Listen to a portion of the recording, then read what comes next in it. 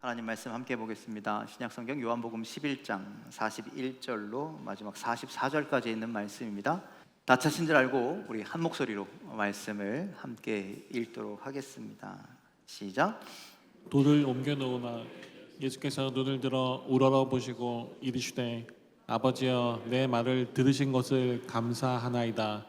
항상 내 말을 들으시는 줄을 내가 알았나이다.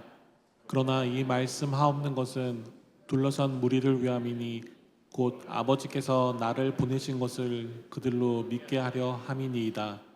이 말씀은 하시고 큰 소리로 나사로야 나오라 부르시니 죽은 자가 수족을 배로 동인 채로 나오는데 그 얼굴은 수건에 쌓였더라. 예수께서 이르시되 풀어놓아 다니게 하라 하시니라. 아멘. 할렐루야. 우리 옆 사람과 인사하실까요? 잘 오셨습니다. 반갑습니다. 네, 오늘 예배하는 여러분들 환영하고 축복합니다. 하나님이 기뻐하시고 하나님이 은혜를 내려주실 줄 믿습니다. 우리 가슴에 손을 얹고 그렇게 선포합시다. 하나님 나를 사랑하십니다. 하나님 나를 축복하십니다. 하나님 나에게 은혜를 주십니다. 오늘 은혜 받는 시간 되길 간절히 소망합니다. 아픈 곳에 있으면 손을 다 얹어 놓으시고 또 우리 곁에 아픔의 사람들이 있다면 그분을 생각하면서 선포합시다. 하나님은 나를 치료하십니다. 하나님은 그 사람도 치료하십니다. 남 얘기하니까 목소리가 쑥 들어가시네요. 치료하길 원합니다. 놀라운 역사가 나타나길 원합니다. 하나님이 여러분과 함께 하시길 간절히 축원합니다. 이런 역사가, 이런 간증이 여러분들 인생 가운데 넘쳐나기를 간절히 소망합니다. 여러분들 하나님의 말씀 중에 아니면 내가 받은 은혜 중에 여러분들 가장 큰 은혜가 있다면 어떤 것일까요? 여러분들 은혜 받았습니다 얘기하잖아요. 어떤 은혜가 가장 큽니까? 구원받은 게 가장 큰 은혜입니다. 맞습니까? 근데 성경에 이렇게 얘기합니다. 주님과 함께하는 것이 복이라. 그래서 예수님이 이 땅에 무엇으로서 오셨어요? 임마누엘, 우리와 함께 하시기 위해서 오신 줄 믿습니까? 그래서 저는 그 임마누엘의 주님이 너무나 감사합니다. 나와 함께 하시니 너무나 감사합니다. 여러분은 아닌가 봐요. 감사하시죠? 그 감사를 고백하는 여러분들 되길 간절히 축원을 드립니다. 이렇게 은혜로운, 내가 은혜 받은 이런 말씀이 있는가 반면에 여러분들 반대로 우리가 신앙생활하면서 되게 믿음 없는 소리 할 때가 있어요. 되게 은혜가 안 되는 소리 할 때가 있어요. 언제인 줄 아세요? 이럴 때, 야, 믿음은 믿음이고 현실은 현실이야. 그래서 여러분들 여기서 열심히 예배드리고 열심히 기도하고 나가서 그건 여기서만, 밖에 나가선 그냥 세상 사람들처럼 똑같이 살아가겠다라고 그렇게 얘기하는 사람, 열심히 기도하고 그게 되겠어? 라고 얘기하는 사람, 여러분들 그럼 정말 믿음이 똑 떨어지죠. 참 그렇다라는 것이죠. 여러분들 이 말은요, 우리가 신앙생활하면서 하나님 말씀에 순종하고 싶지 않을 때, 혹은 살아가면서 어려운 일을 당하고 힘든 일을 당했을 때 하나님을 의지하지 않고 내 힘으로 살아가는 사람들이 대표적으로 하는 말입니다. 믿음은 믿음이고 현실은 현실이지 그게 되겠어? 라고 이야기하면서 하나님 말씀에 불순종하고 하나님의 방법대로, 하나님의 인도하심대로 살아가지 않고 그냥 현실에 비추어서 세상의 소리에 귀 기울여서 그렇게 살아간다라는 것이죠. 수많은 성도들이 믿음은 교회 안에서만 이루어지는 일로 착각하고 있습니다. 교회 문을 나가는 순간 저 밖에, 저 세상에서 현실대로 살아가고 세상의 방식대로 살아간다라는 것이죠. 그래도 여러분들 좀 이랬으면 좋겠습니다. 내가 어떤 문제가 닥쳤을 때 믿음을 선택할 것인지 현실을 선택할 것인지 갈등이라도 좀 했으면 좋겠는데, 여러분들 혹시 갈등은 고사하고 그냥 덥석 세상의 방법으로 살아가고 계시진 않습니까? 여러분들 우리가 갈등조차 안 하고 세상 방식으로 살아가면 어떤 일이 일어나느냐? 우리 금요 예배 때 이런 말씀 드렸는데요, 사람의 본성은요 근심하고 걱정하게 되어 있대요. 무슨 일을 만나면 근심하고 걱정합니다. 그래서 여러분들 우리가 하는 걱정 중에 몇 프로? 96%? 쓸데없는 걱정, 안 해도 되는 걱정, 이미 지나간 걱정, 걱정해도 아무 변화도 없는 걱정, 그런 걱정을 하고 산다라는 거예요. 우리의 문제가 닥치면 우리가 본능대로 그거 걱정하게 된다라는 거예요. 뭘 하지 아니하면, 고민하지 아니하면, 믿음을 따르려고 노력하지 아니하면 우리는 근심하고 걱정하는 인생을 살아갈 수밖에 없습니다. 여러분들이 믿음이 아닌 현실을 선택한다면, 하나님이 아닌 세상을 선택한다면, 여러분들 우리가 지금 여기에 예배하러 나와 있지만 실상은 예배자가 아니라 세상 사람들과 똑같은 거라는 거예요. 믿음이 아닌 현실을 선택한다면 그 사람은 하나님께 속한 자가 아니라 세상에 속한 자라는 것이죠. 그러니 여러분들 간절히 부탁드리는데, 문제를 만나거든, 갈등이 있거든 고민하시고 무엇을 선택하라고요? 믿음을 선택하는 여러분들 되길 간절히 소망합니다. 하나님을 선택할 수 있는 여러분들 되길 간절히 소망합니다. 아멘도 안 하시고 그냥 이대로가 좋사오니 살아가실 거예요. 여러분, 오늘 말씀에는요, 누가 봐도 믿음의 사람인데 어려운 문제를 당했을 때 현실을 선택하는, 현실을 생각하는 사람에 대해서 기록하고 있습니다. 그 사람은요, 베다니에 살고 있는 마르다와 마리아입니다. 우리가 알기에 마르다와 마리아는 믿음이 좋은 사람이에요, 좋은 사람이에요? 아주 좋은 사람이죠. 평소에 예수님 잘 섬겼습니다. 예수님 곁에서 늘 있었던 사람입니다. 예수님을 너무나 좋아했던 사람들입니다. 예수님을 선택하고 예수님께 열심히 헌신하고 예수님 말씀을 열심히 들었던 믿음의 사람들이었어요.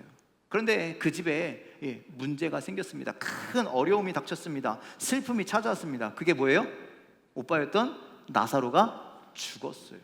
죽은 지 이미 나흘이나 되었다, 성경은 그렇게 말씀하시죠. 그래서 나사로가 죽었다는 소식에 수많은 사람들이 이 가정을 위로하기 위해서 찾아왔습니다. 그리고 예수님도 이 소식을 듣고 베다니, 이 나사로의 집에 찾아오셨죠. 그런데 여러분들, 마리아가요, 예수님을 보자마자 뭐라고 해야 돼요? 인사조차는 해야죠. 아유, 예수님 오셨어요. 그런데 인사조차 안 하고 이렇게 이야기합니다. 21절 함께 읽겠습니다. 시작. 마르다가 예수께 여짜오되 주께서 여기 계셨더라면 내 오라버니가 죽지 아니하였겠나이다. 자, 여러분들, 이 마르다의 이야기가 어떻게 들리십니까? 아무리 조심스럽게 살펴봐도, 세사히 살펴봐도 예수님을 원망하고 있는 이야기로 들리시죠? 예수님이 원망하고 있습니다. 그런데 생각해보면 마르다 입장에서 원망의 이유가 있습니다. 왜냐하면 예수님께 나사로가 아프다는 소식을 이미 이전에 전했거든요. 죽기 이전에 전했거든요. 그런데 예수님은요, 그 말을 들으시고도 거기에서 이틀이나 더 머물다가 오신 거예요. 마르다 입장에서 예수님이 그 얘기를 듣고 바로 오셨더라면, 바로 달려와 주실 줄 알았는데, 그랬더라면 그 병을 고쳐주시고 오빠가 죽지 않게 해주셨을 텐데, 그런데 예수님이 늦게 오신 것이, 죽은 다음에 오신 것이 너무나 속상하다는 거예요. 그런데 이것뿐만이 아니었습니다. 22절에요, 이렇게 이야기합니다. 22절 말씀도 함께 읽어보겠습니다. 22절입니다. 시작. 그러나 나는 이제라도 주께서 무엇이든지 하나님께 구하시던 것을 하나님이 주실 줄을 아나이다. 아니, 도대체 마르다가 왜 이렇게 이야기한 줄 모르겠지만 여러분들, 이 이야기를 들으면 어떻게 이야기한 것 같으세요? 아, 예수님 늦게라도 오셨지만 우리 오빠를 위해서 기도해 주시면 우리 오빠가 나을 것 같습니다. 여러분들, 이렇게 들리세요? 그렇게 이해가 될 법도 하죠. 여기만 딱 띄워놓고 이야기하면 그렇게 얘기해서 예수님이 뭐라고 했냐면, 걱정 마, 너의 오라비가 다시 살아날 거야. 23절에 그렇게 말씀하셨거든요. 그러면 마르다가 뭐라고 해야 돼요? 아이고, 예수님 고맙습니다. 예수님이 그렇게 해주실 줄 믿었습니다. 아멘. 이러면 되잖아요. 그런데 24절의 말씀이 이래요. 함께 읽습니다. 시작. 마르다가 이르되 마지막 날 부활 때에는 다시 살아날 줄을 내가 아나이다. 자, 이 대답을 22, 23, 24절을 도합해 보면 지금 마르다가 이야기하는 건 뭐냐면, 예수님이 기도해 주시면 오라비가 살아날 겁니다, 아닐 겁니다? 살아나지 않는다라는 거예요. 예수님 기도해도 우리 오라비가 살아나지 않아요, 이 이야기를 하고 있는 겁니다. 마르다는요, 부활에 대해서 믿어요. 그래서 지금 예수님이 하시는 말씀은, 네, 예수님, 우리 오라비가 마지막 그때가 되면 다시 부활할 겁니다. 예수님이 말씀하시는 오라비가 다시 살아날 것이라, 그 다시는 지금이 아니라 지금 이 현실에서 일어날 일이 아니라 나중에 주님 다시 오시는 그날 그 부활의 사건 때 우리 오라비가 일어날 것입니다. 지금 이 이야기를 하고 있다라는 것이죠. 여러분들, 그래서일까요? 예수님은요, 이 지금 믿음 없는 마르다에게 뭐라고 말씀하시냐면 25절, 26절처럼 이야기하십니다. 함께 읽겠습니다. 시작. 예수께서 이르시되 나는 부활이요 생명이니 나를 믿는 자는 죽어도 살겠고 무릇 살아서 나를 믿는 자는 영원히 죽지 아니하리니 이것을 내가 믿느냐. 자, 예수님의 말씀은 이겁니다. 내가 나를 믿느냐? 내가 부활인 것을 믿느냐? 내가 생명인 것을 믿느냐? 그래서 나를 믿는 자는 죽어도 살겠고 살아서 믿는 자는 영원히 죽지 않은 그 영생을 얻게 될 것임을 내가 믿느냐라고 그렇게 이야기하는 거예요. 여러분들, 예수 믿으십니까? 예수님을 믿으십니까? 여러분들이 예수님을 믿는다는 건 도대체 어떤 예수님을 믿는 겁니까? 오늘 지금 예수님께서 말씀하시는 그 예수를 믿는 겁니다. 부활이고 생명 되시는 주님을 믿는 겁니다. 아멘? 그래서 믿는 자는 죽어도 어떻게 된다고요? 살겠고, 그리고 살아서 믿는 자는 영원히 죽지 않은 영원한 생명을 우리에게 주심을 여러분들 믿으시죠? 믿으시죠? 여러분들, 물론 아직 예수님께서요 십자가를 지시기 전이세요. 그렇죠? 부활 사건이 나타나기 전이에요. 그러니까 예수를 믿으면 죽어도 살겠고 살아서 믿는 자는 영원히 죽지 않는다는 이것을 믿는 것에는 상당한 믿음이 필요합니다. 아마 마르다 이 말씀을 처음 듣는 이야기일 거예요. 왜? 아직 이루어지지 않았던 것이기 때문이죠.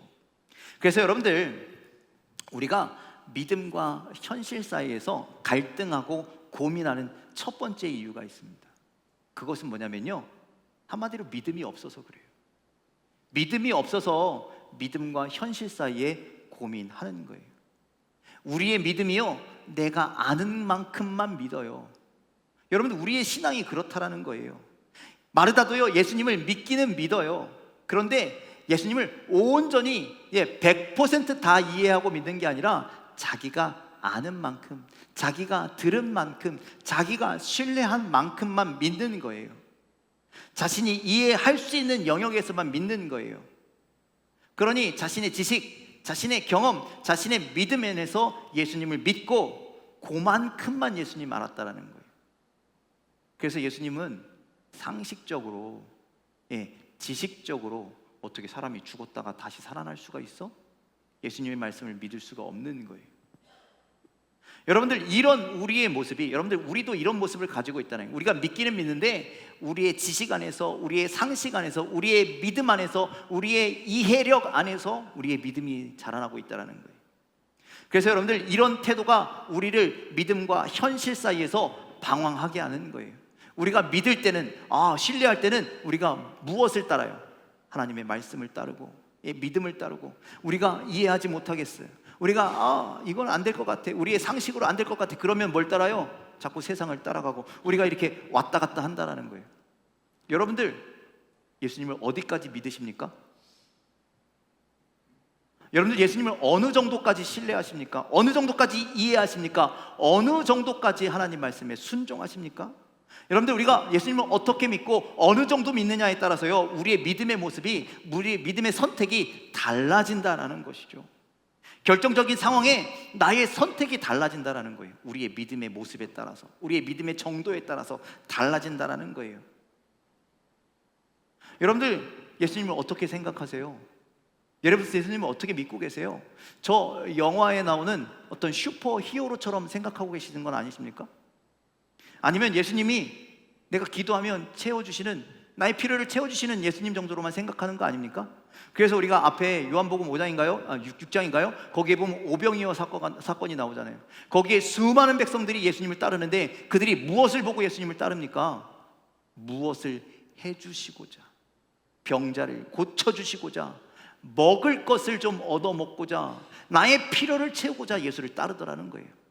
그 사람들은 그만큼만 예수를 믿기 때문에 그만큼만 따라가는 것이죠. 여러분들, 혹시 예수님을 그저 여러 신 중에 하나 정도로 여기고 계시는 건 아니십니까? 그래서 우리가 하나님을 예수님을 하나님의, 전능하신 하나님의 아들이라고 생각하지 못하고, 예수님을 이 땅 가운데, 이 삶 가운데 나를 구원해 주실 메시아로 생각하지 못하고, 내 삶을 주관하고 내 삶을 다스리는 분으로 인정하지 못한다면, 여러분들, 그래서 주님을 신뢰하지 못한다면 우리는 결정적일 때 믿음을 선택하지 아니하고 세상을 선택하게 될 것이다라는 것이죠. 내 기준을 가지고요, 예수님을 제한해 버리는 거예요.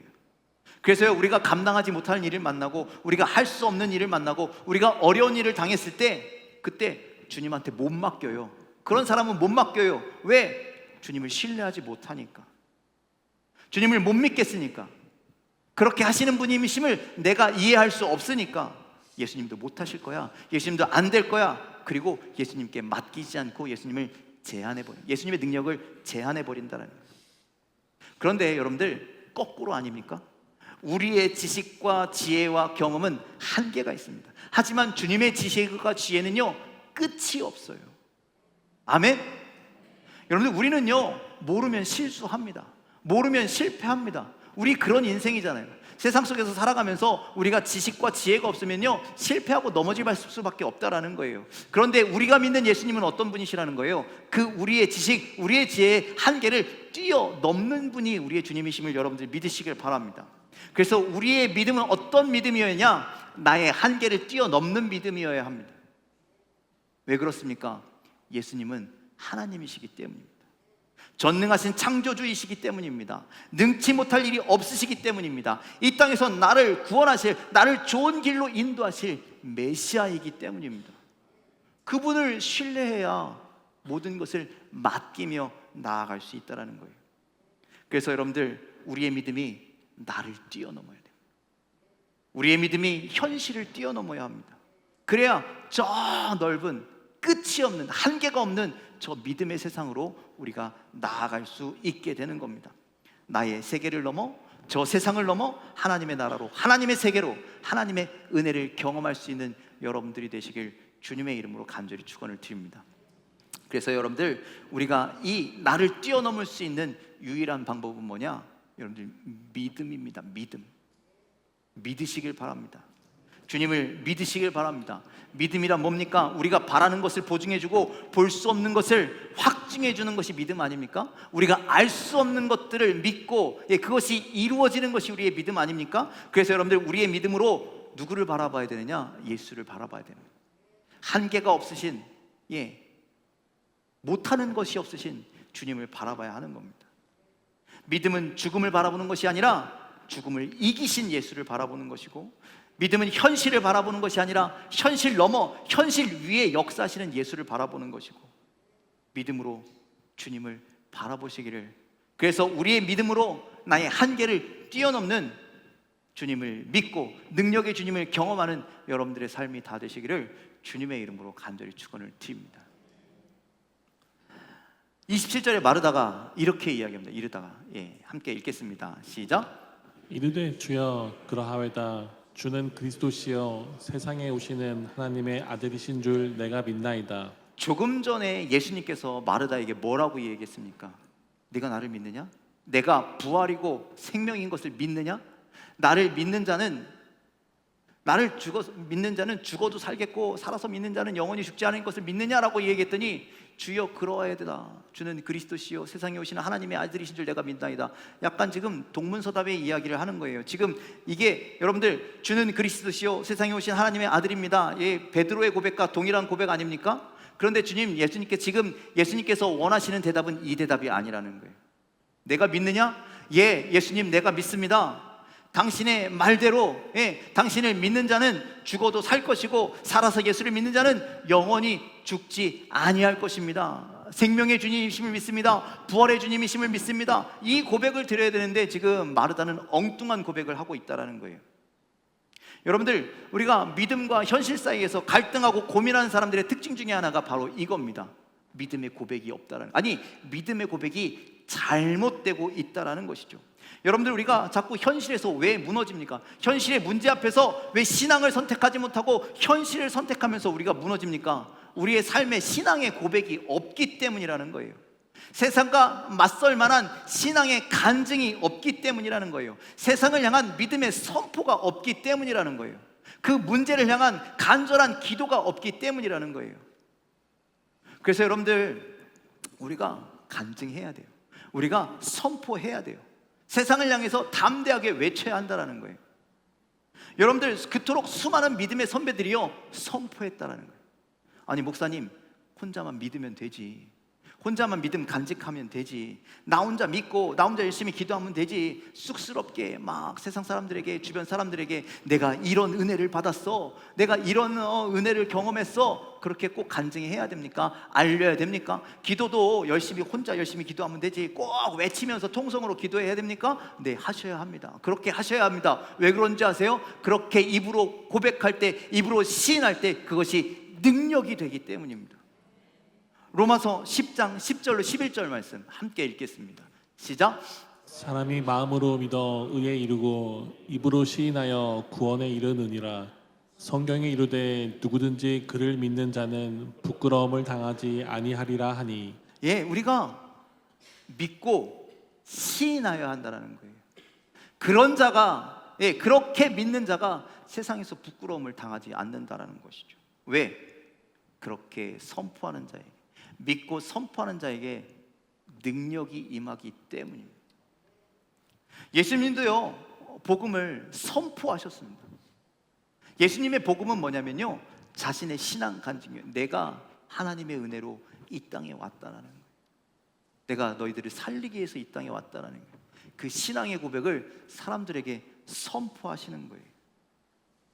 여러분들 신앙을 고백하십니까? 신앙을 선포하십니까? 그렇게 되기를 간절히 소망합니다. 그런데 그 신앙 고백은요, 우리가 예배 시작할 때 했던 사도신경만이 우리 신앙의 고백이 아니라는 거예요. 여러분들 삶 가운데 경험했던 것들, 여러분들 삶 가운데 은혜를 받았던 것들, 그 모든 것을요 입으로 선포하십시오. 선포할 사람이 없으면 집에서 남편이나 아내에게, 부모님에게 내가 이런 은혜를 받았어요, 선포하십시오. 선포하면 거기에 은혜가 또 임한다, 능력이 임하게 된다는 거예요. 그리고 기도하십시오. 문제 앞에, 어려움 앞에 기도하십시오. 간절히 외치십시오. 그러면 하나님께서 거기에 능력을 주신다는 거예요. 예수님도 기도하셨잖아요, 자기의 사명을 위해서. 그러니 여러분들, 믿음과 현실 사이에서 고민 중이시라면 현실을 향해서 담대하게 외치는 여러분들 되기를 간절히 소망합니다. 선포하는 여러분들 되기를 간절히 소망합니다. 현실아, 내가 얼마나 힘세고 얼마나 나를 위협하고 있는지 내가 잘 알아. 그래서 두근두근거리고 떨리고 염려스럽고 고민되고 하지만 내가 절대 포기 안 해. 내가 절대 너희 앞에서 쓰러질 수 없어. 왜냐? 내가 믿는 분이 예수님이기 때문이야. 내가 믿는 예수 그리스도가 전능하신 하나님의 아들이시기 때문이야. 그분은 능치 못할 것이 없는 분이시기 때문이야. 그분을 믿으면 영원한 생명이 있고, 그분을 믿으면 영원한 능력이 나에게 있기 때문이야. 그러니 나 너에게 지지 않을 거야 라고 하는 믿음의 선포가 여러분들이 있으시기를 주님의 이름으로 간절히 축원을 드립니다. 또한 여러분들, 현실의 문제 앞에서, 아니 세상 사람들 앞에서도 당당히 이야기하십시오. 나 하나님 믿는 사람이야, 나 예수님 따르는 사람이야. 여러분들, 그런 믿음의 선포가 있었으면 좋겠습니다. 괜히 세상에 나가서는 나 교회 안 다니는 척 하지 마십시오. 그런 사람에게 무슨 하나님의 은혜가 임하겠습니까? 무슨 하나님의 역사가 나타나겠습니까? 여러분들이 어디를 가든 믿음의 사람으로 살아가십시오. 당당히 선포하며 살아가십시오. 여러분들, 세상 가운데 세워진 교회라고요. 교회. 십자가가 내 삶 가운데 꽂혀진 교회가 되어야 합니다. 그런 곳에 하나님의 은혜가 임하는 겁니다. 그리고 현실의 문제 앞에서 예수님처럼 기도하십시오. 간절히 외쳐 기도하십시오. 그때 하나님께서 놀라운 은혜를 내려 주시는 줄 믿습니다. 32절 말씀 읽겠습니다. 32절 말씀 함께 읽겠습니다. 시작. 마리아가 예수 계신 곳에 가서 배웠고 그 발 앞에 엎드려 이르되 주께서 여기 계셨더라면 내 오라버니가 죽지 아니하였겠나이다 하더라. 자, 마르다하고 예수님하고 그렇게 막 대화하고 있는데 누가 왔어요? 마리아가 왔어요. 그리고 마리아만 온 것이 아니라 성경에 보니까 마리아를 위로한 사람이 같이 막 따라왔어요. 여러분들, 마리아가 어떤 인물입니까? 우리가 잘 아는 대로 마리아는요 예수님의 말씀을 사모하던 사람 아닙니까? 예수님의 말씀을 열심히 듣던 여인 아닙니까? 그런데 마리아가 예수님 앞에 와서 누구랑 똑같은 얘기하고 있는 거예요? 마르다하고 똑같은 얘기하고 있는 거예요.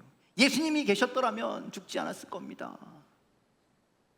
그리고 예수님을 따라온 수많은 사람들이 함께 마리아처럼 울고 있었습니다. 현실의 문제 앞에 슬픔으로 울고 있었습니다. 죽음을 이기시는, 죽음을 승리하시는 예수 그리스도가 그들 앞에 있는데 그 예수님을 알지 못하고, 그 예수님을 믿지 못하고, 그 예수님을 선포하지 못하고 현실의 문제에 닥쳐서 그들이 울고 있었다라는 거예요. 그래서 예수님께서 그들을 불쌍히 여기십니다. 그리고 예수님께서 생명이시라는 것을, 예수님께서 길이시라는 것을, 예수님께서 능력이시라는 것을, 예수님께서 승리라는 것을 그들에게 이제 보여주시는 겁니다. 사람들에게 이렇게 얘기하십니다. 무덤을 막고 있는 돌을 옮겨 놓아라. 이 이야기는요 단순히 무덤의 문을 여는 것이 아닙니다. 너희들의 믿음의 눈을 가리고 있는, 너희들의 믿음을 막고 있는 그 무거운 돌을 옮기라는 거예요. 치우라는 거예요. 드디어 나사로가 잠자고 있던, 죽어있던 그 문제가 잠들어 있던 현실의 문이 열려버렸습니다. 그리고 큰 소리로 예수님 외치셨습니다. 뭐라고요? 나사로야 나오라. 이제 예수님을 믿는, 예수님을 선택한 자들의 결과가 어떤 것인 것을 보여주시기 위함입니다. 자, 44절 말씀 함께 읽겠습니다. 44절입니다. 시작. 죽은 자가 수족을 배로 동인 채로 나오는데 그 얼굴은 수건에 쌓였더라. 예수께서 이르시되 풀어놓아 다니게 하라 하시니라. 자, 예수님을 선택하면, 믿음을 선택하면 이런 일이 일어난다는 겁니다. 다시 살아나는 역사가 나타난다는 것이죠. 오늘 나사로가, 죽은 자가 묶인 채로 나왔답니다. 그리고 그 얼굴이 수원에 쌓인 채로 나왔다는 겁니다.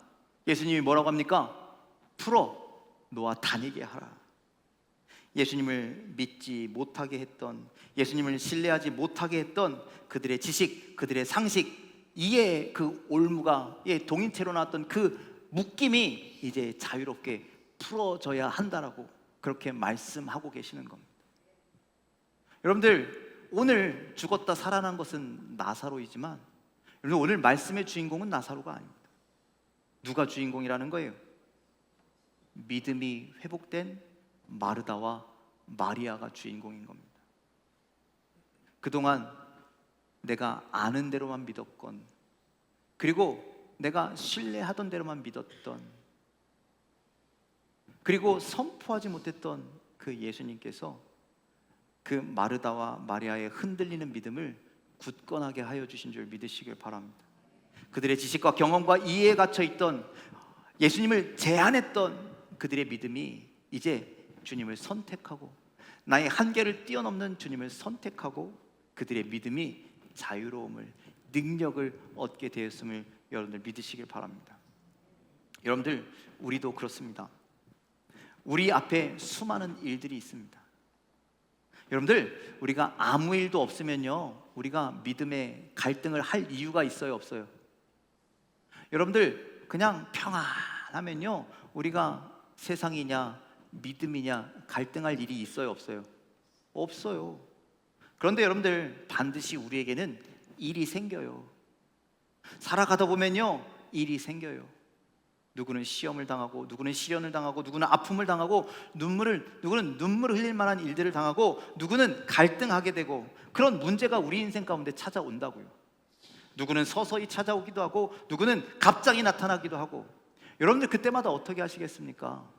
그때마다 갈등하시겠습니까? 그때마다 쓰러지시겠습니까? 그때마다 넘어지시겠습니까? 그때마다 믿음이 아닌 세상을 선택하시겠습니까? 그래서 하나님을 잊어버리고, 하나님을 잃어버리고, 하나님의 말씀을 포기하시겠습니까? 그리스도인 된 삶을 내려놓으시겠습니까? 세상 사람들과 똑같이 살아가시겠습니까? 그런 어리석음을 범하지 않기를 간절히 소망합니다. 믿음을 선택해야 합니다. 믿음을 따라가야 합니다. 능력의 주님이신 주님만을 바라볼 수 있는 우리가 되기를 주님의 이름으로 간절히 축원을 드립니다. 이사야서 41장 10절 우리가 참 좋아하는 말씀인데 한번 같이 읽겠습니다. 이사야서 41장 10절 말씀 됩니까? 제가 읽겠습니다. 두려워하지 말라, 내가 너와 함께함이라. 놀라지 말라, 나는 내 하나님이 됨이라. 내가 너를 굳세게 하리라. 참으로 너를 도와주리라. 참으로 나의 의로운 손으로 너를 붙들리라. 누가 이렇게 말씀하셨어요? 하나님께서 이렇게 말씀하셨어요. 그러니 너희 현실 앞에서, 너희들의 문제 앞에서 걱정하거나 근심하지 말라는 거예요. 우리가 믿는 하나님은 전능하신 하나님이십니다.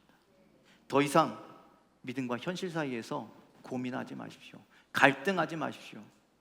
하나님을 선택하십시오. 믿음을 선택하십시오. 그래서 우리의 믿음 위에서, 우리를 위해서 하나님이 일하시도록 우리가 날마다 믿음을 선택하며 나아가는 저와 여러분들 되기를 주님의 이름으로 간절히 축원을 드립니다. 여러분들, 그럴 때 우리의 모든 상황 가운데 그 이사야서 42장 10절에 그렇게 말씀하시잖아요. 하나님이 우리와 함께 하신대요. 하나님이 우리를 붙들어 주시겠대요. 우리를 굳세게 하시겠대요. 하나님이 나를 도와주신다라고 말씀하고 계십니다. 그러니 여러분들, 하나님을 믿으십시오. 예수님을 믿으십시오. 그래서 언제나 믿음의 길, 승리의 길, 생명의 길, 그 자유의 길을 선택하고 걸어갈 수 있는 여러분들의 삶이 다 되시기를 주님의 이름으로 간절히 축원을 드립니다. 기도하겠습니다.